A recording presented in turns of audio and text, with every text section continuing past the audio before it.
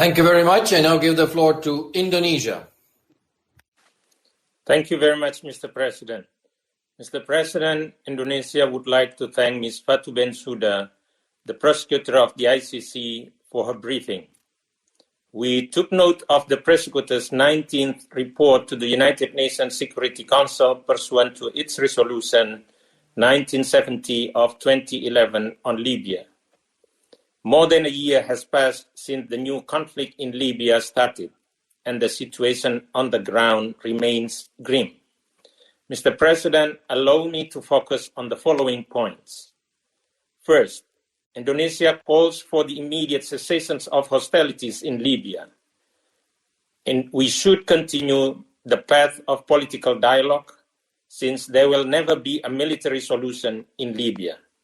We join UNSMIL's call for all parties to immediately halt all military operations and resume the 5+5 Joint Military Commission talks during the month of Ramadan, in line also with the call of the UN Secretary General for a global ceasefire.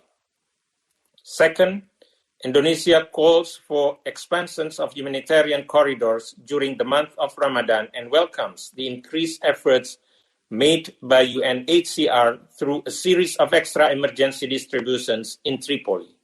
Nevertheless, we remain concerned that in the first quarter of 2020, the number of civilian casualties in Libya has increased by 45% compared to the last quarter last year, amounting to at least 131 civilian casualties. During the same period, attacks on schools and healthcare facilities persist. Attacks towards health facilities will severely impact Libya's ability to fight the COVID-19 pandemic. We call on all parties to fully respect the international humanitarian law and taking measures to protect all civilians. This leads me to my last point. Indonesia is committed to pursuing justice in Libya as part of the wider efforts to achieve long-lasting and sustainable peace in Libya. Indeed, peace cannot be complete without justice, and justice cannot prosper in the absence of peace. Rule of law must be respected. To this end, we further extend our support to the work currently being done by UNSMIL.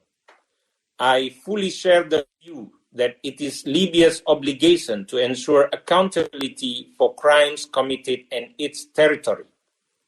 We need to empower the Libyan judicial authorities to enable them to exercise their full sovereignty. That is why the referral of the situation in Libya to the ICC should not disarm the Libyan competent authorities from invoking its jurisdiction to investigate gross violation of human rights and bring the perpetrators to justice. It is clear for Indonesia, the priority at hand is to save lives. Actions by the international community must be made through careful decisions to avoid provoking more violence, resulting in more loss of lives and jeopardizing the quest of peace. Thank you very much, Mr. President. Thank you very much. I now give the